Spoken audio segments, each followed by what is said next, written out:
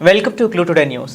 యాదాద్రి భువనగిరి జిల్లా ఆలేరు మండలం revenue inspector మరియు ఆలేరు మండలం కొలనుపాక గ్రామ పాలనా అధికారి ఏసీబీ వలలో ఆలేరు మండల రెవెన్యూ ఇన్స్పెక్టర్ అయిన నిందితుడు వేమగంటి పూర్ణచంద్రరావు ఫిర్యాదుదారుడి నుంచి 14,000 లంచం డిమాండ్ చేసి ఆలేరు మండలం కొలనుపాక గ్రామ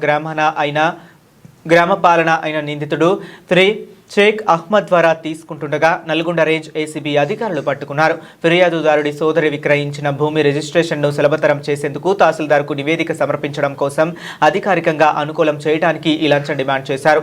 నిందితుడు షేక్ అహ్మద్ సమాచారం మేరకు అతని వద్ద 14,000 లంచం మొత్తాన్ని స్వాధీనం చేసుకోవడం జరిగింది. ఈ విధంగా నిందితులు ఇద్దరు తమ విధులను సక్రమంగా నిర్వహించకుండా అన్యాయంగా మరియు మోసపూరితంగా అనుచిత లబ్ధిని పొందారు. కాబట్టి నిందితులు వేముగంటి పూర్ణచంద్రరావు మరియు షేక్ అహ్మద్లను న్యాయపరమైన రిమాండ్ నిమిత్తం నాంపల్లిలోని అదనపు ప్రత్యేక న్యాయమూర్తి ఎస్పీఈ అండ్ ఏసీబీ కేసులు ఎదుట హాజరుపరుస్తున్నారు.